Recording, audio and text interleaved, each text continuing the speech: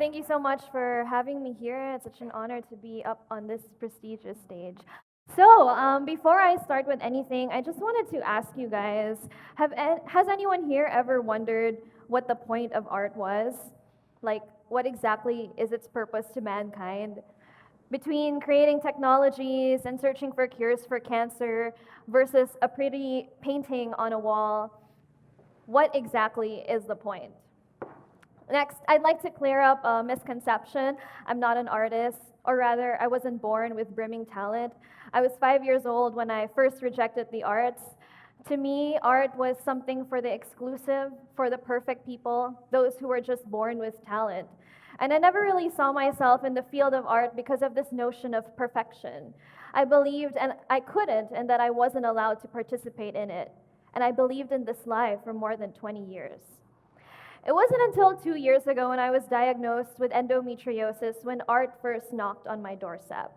So, just to explain things further, this is what endometriosis looks like. This is the ruptured version, so that's not happened yet. But basically, without the blood around, that's what is inside of me.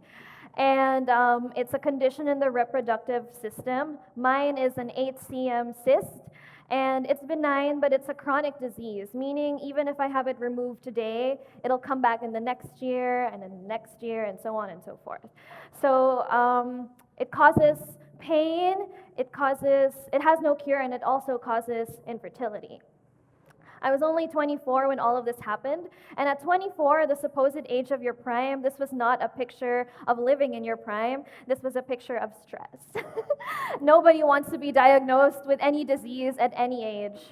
And while I wasn't looking for marriage at that time, I didn't expect to be so devastated by the mere idea of not being able to conceive, to create life. I started becoming fearful of the future ahead. I broke down when I realized that I was an inadequate woman, that I was a failure, unwanted, forever damaged. And I normally didn't fail in anything, but if there was one thing I failed in, it was in being a woman.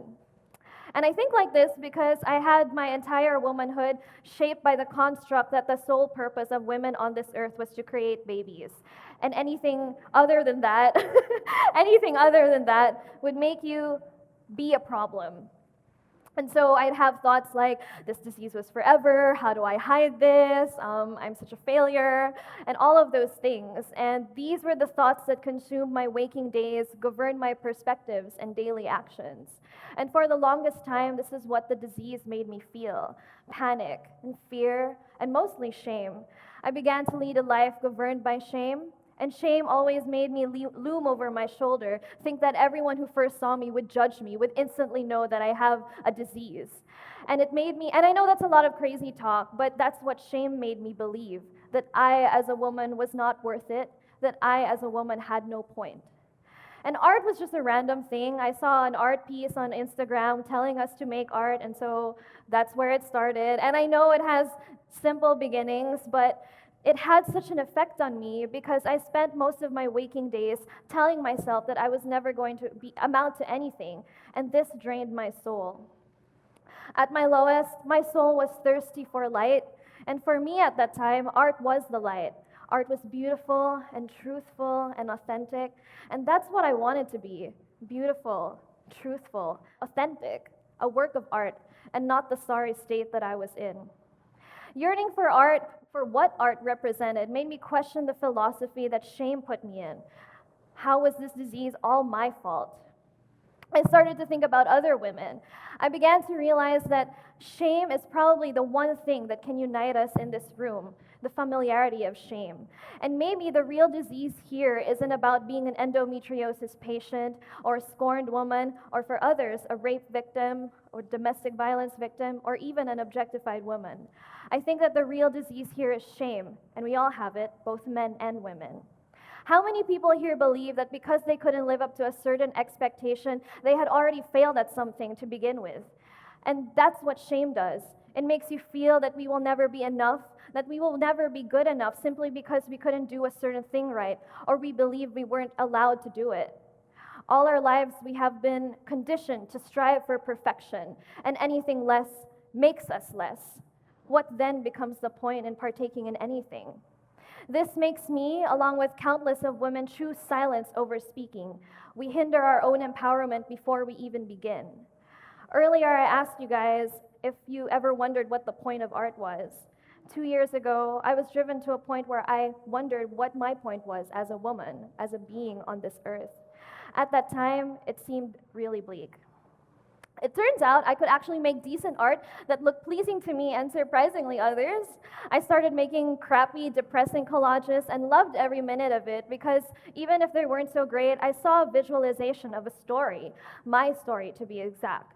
Art became my second voice when I felt shame stop me from speaking. Art would help me let go of my problems, of my pain, of my entire being. Art helped shape my truth today. And I just felt that every time I created, I would feel myself become more.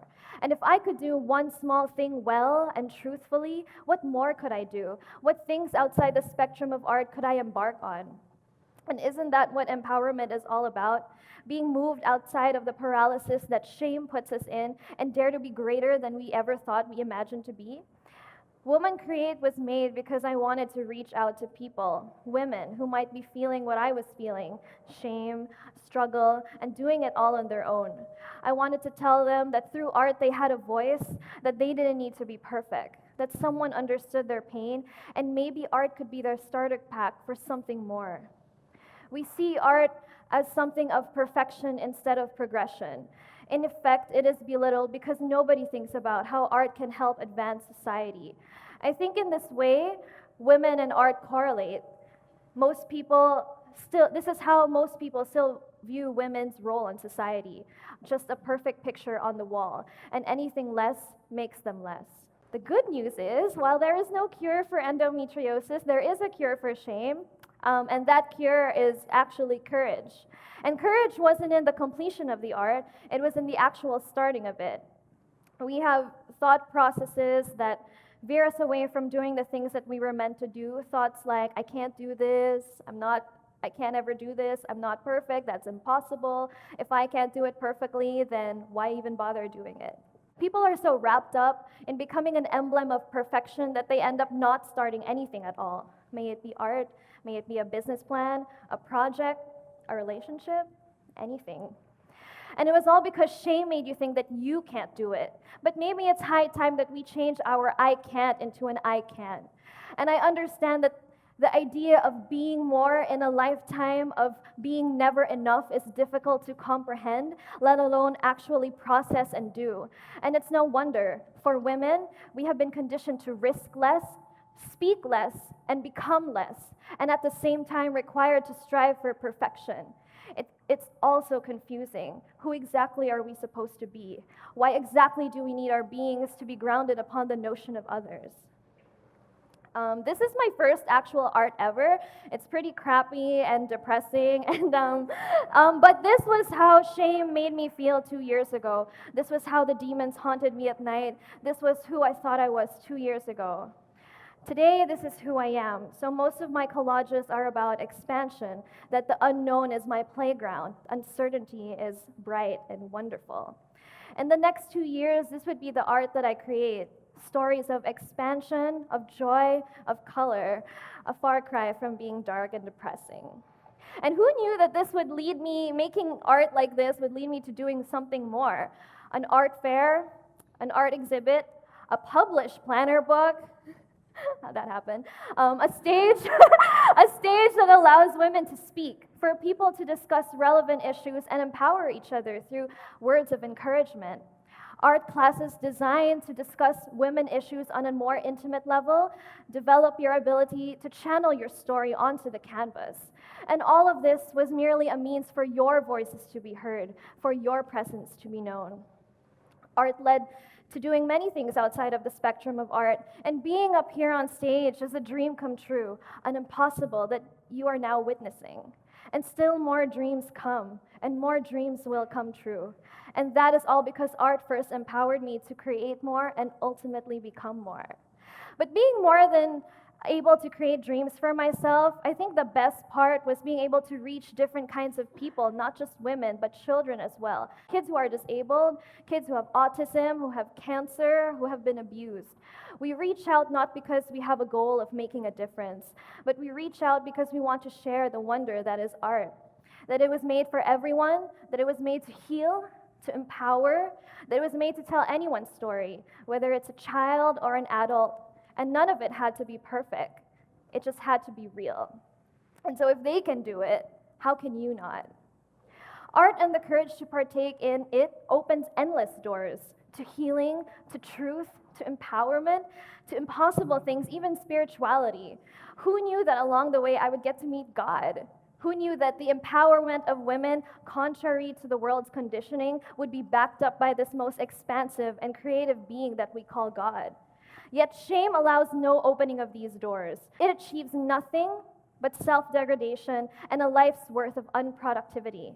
Honestly, if it were up to me, everything would remain impossible. I wouldn't be up here today. In the past, I have been told that I am not enough, that I am too much, that within me lives a disease, that I might not be able to conceive, and many other notions placed upon me. But thanks to what art has made me realize and achieve, I kind of don't care as much. So last year, I ended up creating a planner book called 365 Wonders. It's a creative planner in which we call in for various art and written pieces, whether from artists or writers or aspiring artists and writers, or actually people who gave up on the whole thing completely or just have material. This book is actually anyone who is ready, anyone who gives a shot, anyone who does it has a shot to being a part of it. And the idea of turning it into a planner allows the works to be given heightened value. You use the book for 365 days and therefore have all of the time to really look at the art, to read through the pieces intimately, as compared to a regular art book in which you just discard as soon as the hype is over. However, when I first called out for submissions last year, I observed a commonality. Emails would start with shame. They'd come up to me saying, "Hi, I'm not really an artist, I'm not a writer, I don't make great work, I'm not good enough, but I'm giving it a shot anyway. Please consider me." Emails would start with shame, but actually they were already acts of courage unrealized. When I would accept their work, I wondered, their joy was so profound, and I wondered at that. I wondered why my validation, a stranger, someone they've never really met, meant so much to them. Was it because they stopped believing in their works, or was it because they were ashamed of their own works? And true enough, some revealed that they never really saw their works as much. They would even proclaim that their works were ugly. Here are some examples of those who claimed their works were ugly. I don't know what ugly means to people these days, but to me, these works certainly are not ugly. I wondered about shame and how people value themselves. I realized that the way you see whatever it is you create directly reflects on how you see yourself. And this is important because it allows you to choose on how to go about things next, in shame or in courage. Where do you get your value and your validation from? From shame or from courage? I was recently affected by the suicide of a girl from my university alma mater, and I was very heartbroken because no one made a move to reach out. Nobody knew what happened really, but the way people spoke about it afterwards was so horrific. This girl is not the first person with the mental health condition, and she is not the only one dealing with the shame that comes with it. So this month, instead of just campaigning for artists, I wanted to give this campaign a little twist by focusing on mental health. Instead of just promoting the artists for 365 Wonders, I decided to call out for stories from people actually diagnosed with mental health conditions and suffering from shame. And the result was spectacular. Coupling the featured art with the sender's story created a new meaning on both ends. Some artists ended up revealing that they too shared the story of the sender, that they also had mental health conditions. Or the sender would feel like the art was speaking to them, that it was them in the art. And these little connections we build to help empower people, make them speak up about themselves in ways they didn't think that they could. Let's Make Beautiful Things is a witness to the bravery of people suffering from the stigma and the disease of mental health conditions. This is a campaign not so much about raising awareness, but more on raising compassion towards the issue. And if you notice, if you check our Facebook, our socials, you'll see that the stories are still laced with struggle. But courage began when they leapt at it, and art helped them take that first step. Coming from the context that there are genuinely a lot of people who believe that they have no right to speak because they thought they weren't perfect, because they thought they weren't allowed to partake, because they thought that their disease governed who they were, art challenges this notion. And the point of art is not to stop the struggles. Struggles would be with us till the end of our lives. The point of art is to allow us to no longer be victims of our circumstances, but artists of our own stories, with our own voices, with our own truths. Can you imagine what would happen if more women came to believe that they were actually allowed to become artists of their own story, and if they weren't, and if they actually started acting on this belief? How would the world progress further if women believed that they were allowed to contribute, that they didn't need to be perfect in order to participate, that they lack nothing? If we tried to do away of the darkness that shame puts us in, what dreams could we build? What worlds could we fix? What diseases within could we cure? Women empowerment is more than just a movement, an ideal, a cry for equality. It is a decision, a lifestyle, a series of courageous acts that must first begin with you. It is a pathway to progression, to freedom, to endless openings from first for the self and ultimately out into others. Art helps channel this path to empowerment. And yes, art is never going to be the solution to our world's problems today. It never will be.